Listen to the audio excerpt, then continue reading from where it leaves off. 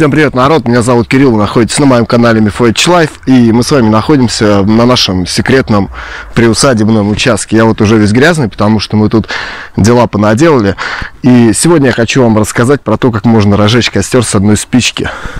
Смотрите, первоначально мы берем самые тоненькие веточки, находим, то есть если вы где-нибудь в лесу окажетесь, то вот таких веток можно найти целую гору и кучу. Вон уже Генрих подходит. Заходи, не стесняйся.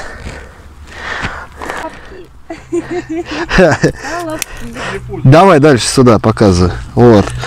Вот так вот складываем все. Аккуратненько вот таким вот домиком. Тоненькие самые сухие веточки. Да, вон она там на улице тусит.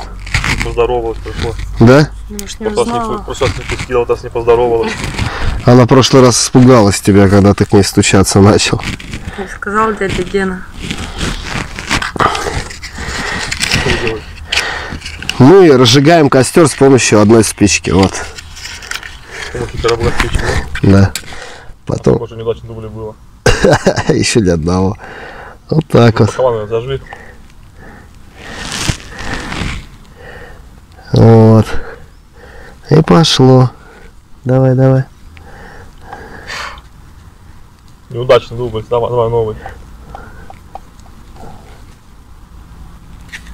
Почему неудачно он идет все?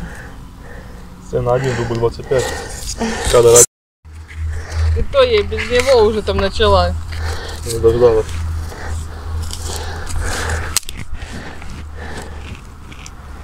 Комары повылазили, собаки. Да все повылазило уже, и комары, и все остальные звери. И так постепенно, толще и толще кладем веточки, у нас будет получаться офигительный костер. Так что вот так вот, смотрите, Мефодича. И не пропадете даже в лесу, если вдруг застрянете. Всякой жизни бывает, сами знаете. Фильмы смотрели все, ужасов.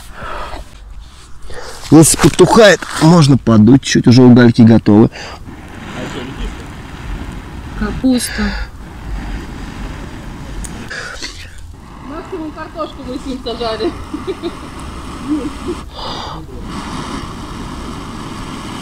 Главное, чтобы появились угли, а дальше вполне можно разжигать. У нас недавно шли дожди, так что все эти палочки мокрые, поэтому придется немного подраздувать. Даже если вот он так упал, это даже к лучшему.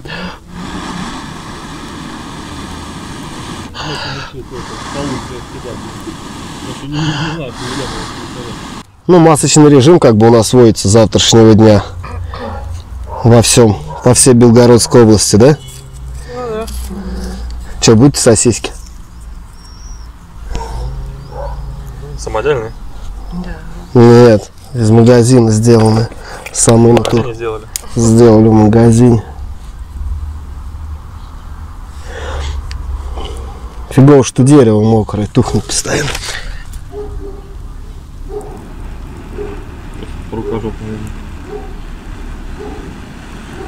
Я тебе сейчас коллегу отправлю. Вот ты прям. Кадр 105, дубль 301. 10-я коробка спичек. Молчи, пожалуйста. Не пали контору, блядь. Забери мужа свою. Вот. И кладем постепенно палочки потолще. И потолще. И получаем офигительный костерчик. Но все-таки пока практика, лучше в лесу ночью не оставаться. Тем более с мокрыми дровами. Надо траву сухую порвать. Какая сухая трава? Дожди идут в стране. Вон стоит сухая трава за туалетом.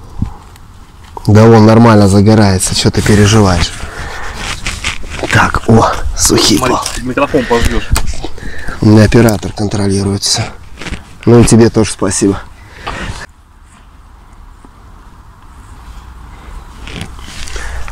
Так, сухих палочек нужно достать. Вот так вот делать нельзя. В мангал кидать пластиковые эти не нужно. Там никто не узнает. Но Гене можно. Там палочка деревянная. Гене можно. Что надо? Дунуть на костер, говорю, надо. А, надо на костер дунуть. Да.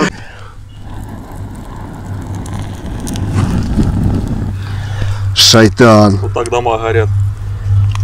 И леса потом. И леса потом. Потом потолще палочки. Бачу, что не фокусирует. Во. Отлично.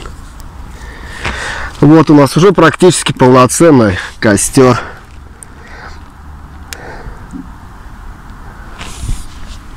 Пока мужики жгут костер, женщина носит воду.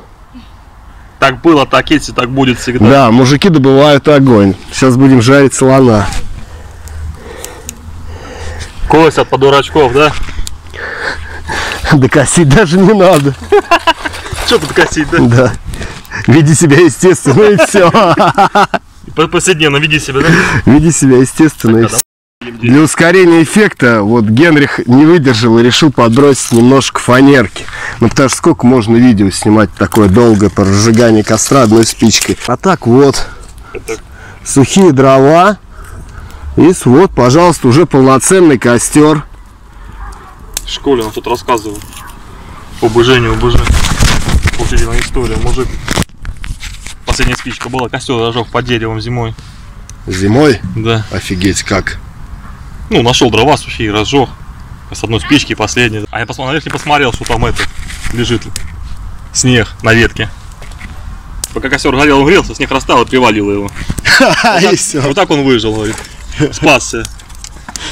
Лайфхак. Смотрите, сначала еще наверх надо смотреть, где костер жжете.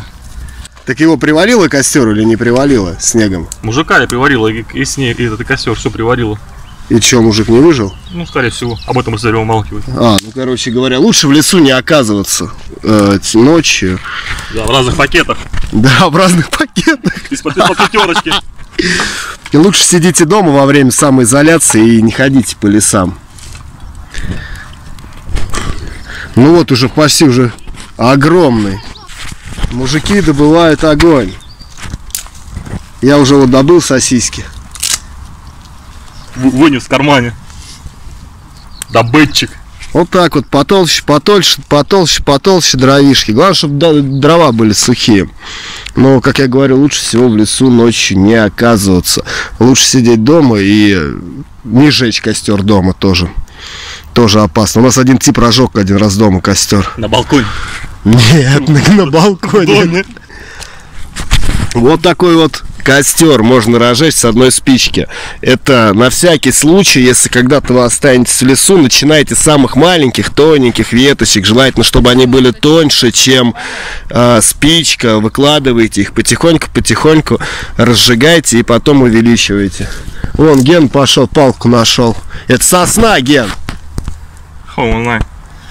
А ты как это? А соснешь? Да, а я тебе полвеса перековырчиваю, если соснешь.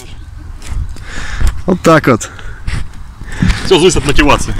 Да, от мотивации зависит много. Я думаю, если вы останетесь в лесу одни и у вас будет спичка, то я бы на вашем месте пошел бы домой, конечно. Я приуныл бы на вашем месте с одной спичкой. Да, это было бы, конечно, опасно. Но, блин, надо будет искать, выбирать.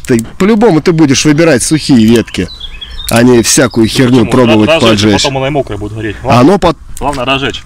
Главное разжечь, потом будет все что угодно гореть, да. Ну вот уже практически полноценный костер у нас есть, зажженный с одной спички, обратите внимание. Сейчас такому в школах не учат уже. Сейчас школа онлайн, обучение. Вот открываете страницу номер 5 и до 50 переписываете.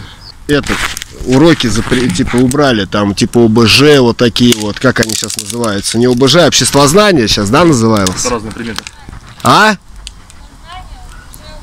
обществознание убрали, ОБЖ, вот пандемия коронавируса, и дети даже не знают, как делать ватно-марлевые повязки, поэтому мы... Я тоже не знал в 30 лет. Мы, кстати, Ольгу с Геной надо пригласить в гости, поэтому поставьте кучу лайков нам, чтобы они пришли, и мы вместе с Надеждой Георгиевной будем преподавать уроки ОБЖ, и вам заодно покажем, как вязать ватно-марлевые повязки.